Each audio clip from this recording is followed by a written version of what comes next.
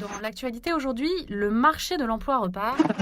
En tant que manager, Et le bonheur dans tout ça.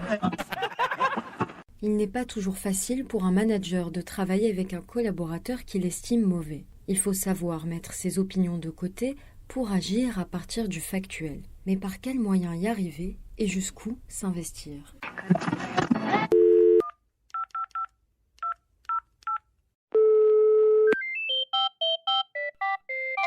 Service après-vente du manager, bonjour! Oui, bonjour, je vous appelle parce que dans mon équipe, il y a de tout, mais certains éléments sont un peu à la traîne, moins efficaces, moins productifs.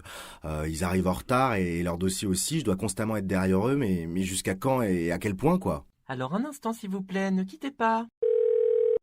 Bonjour, je suis Hélène Spada, consultante en RH et management et coach professionnel. Je dirige le cabinet Ananta Conseil. Je vais apporter des éléments de réponse à votre question. Quand on est manager, souvent on ne choisit pas son équipe. Il faut faire avec différentes personnalités qui la composent et puis parfois on a des gens qui ne correspondent pas forcément à notre propre fonctionnement. Les résultats et les objectifs, ce qui fait que parfois on a du mal à supporter des personnes qui ont du mal à atteindre justement leurs objectifs et cela nous amène à les qualifier parfois de mauvais. Et qu'est-ce que ça veut dire mauvais? Déjà, c'est par rapport à qui et par rapport à quoi? La notion de mauvais, elle est très relative, elle est en fonction de notre propre cadre de référence, donc il faut toujours ramener à des faits. Donc cela nécessite, avant de prendre des décisions, de se poser les questions suivantes. Dans un premier temps, est-ce que, en tant que manager, j'ai bien posé le cadre de la mission et des objectifs? Deuxième question, est-ce que ma demande a bien été comprise par le collaborateur? Est-ce que les enjeux de la mission ont bien été perçus?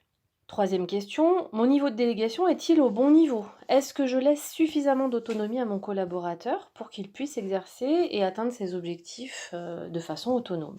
Et enfin, quatrième question, le collaborateur a-t-il les compétences pour faire cette mission? Est-ce qu'il a besoin de formation? Alors si on répond oui à toutes ces questions et qu'on a bien pris le temps d'y réfléchir, objectivement, sans parti pris et sans jugement personnel, ce qui est mieux, c'est d'en parler avec le collaborateur et de lui reposer toutes ces questions. Est-ce que tu as bien compris la mission qui t'est confiée et quels objectifs tu dois atteindre?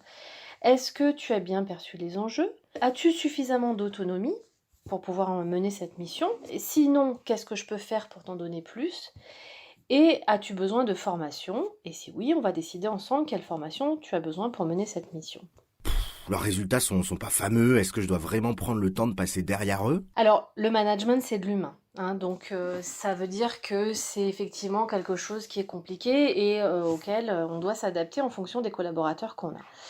Avec l'évolution des entreprises et dans un monde particulièrement chahuté économiquement et humainement, il est important de repenser le management, non pas en fonction d'un rôle de commande et contrôle, mais plutôt d'accompagnement des collaborateurs. Ceci dit, une fois qu'on a dit ça, il n'est pas question de tout laisser passer non plus, et c'est toujours important de revenir au cadre.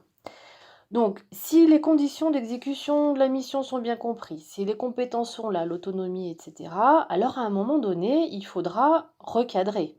Ce qui est un acte managérial, c'est-à-dire un entretien au cours duquel on va repréciser aux collaborateurs qu'il ne satisfait pas les attentes auxquelles il s'était engagé en début de mission ou pendant les objectifs fixés pendant l'entretien annuel. Deuxième étape, si le collaborateur est systématiquement en retard et qu'il ne respecte pas des éléments de son contrat de travail ou des règles de l'entreprise, alors là, il faudra procéder à une sanction pour lui rappeler qu'il y a des règles à suivre et qu'il est de son devoir de suivre les règles de l'entreprise.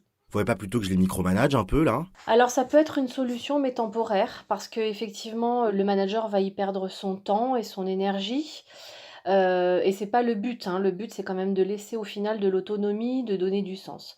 Maintenant, effectivement, pour recadrer une situation qui est en dérive, pour autant qu'on ait identifié quels étaient les problèmes et quels sont les faits, il se peut à un moment donné qu'on rapproche un petit peu plus les entretiens pour voir si la personne reprend le chemin de ses objectifs. On m'a dit de travailler sur des leviers de motivation, mais qu'est-ce que ça veut dire? Quoi, l'équipe, la reconnaissance, l'argent? Alors déjà, il est important au préalable de rappeler que la motivation, c'est pas un état, pour une personne, c'est un processus. Donc comment ça marche? En fait, quelqu'un qui est motivé, c'est quelqu'un qui va mettre en place des comportements qui vont satisfaire positivement un besoin personnel psychologique. Il y a des personnes qui sont très motivées par le fait d'apprendre, d'autres par le fait d'avoir des partages en équipe, d'autres d'avoir des challenges ambitieux, ou pour d'autres personnes de développer des compétences. Donc en fonction des personnes qu'on a dans l'équipe, on peut avoir tout un tas de motivations différentes. Donc l'enjeu du manager, ça va être de pouvoir trouver le bon levier pour le collaborateur en individualisant en fait les mesures qu'il va pouvoir proposer pour pouvoir susciter ce processus de motivation. Quelqu'un qui aurait envie d'apprendre, vous pouvez l'envoyer en formation, avec son accord bien sûr. Quelqu'un qui a besoin de challenge, pousser les objectifs à un niveau un petit peu plus haut. Et puis pour quelqu'un qui aimerait développer ses compétences, eh bien vous pouvez par exemple lui confier des responsabilités pour pouvoir travailler sur l'acquisition de nouvelles compétences. Service après-vente du manager vous remercie pour votre question. Vous pouvez maintenant raccrocher. Un podcast de Cadre Emploi.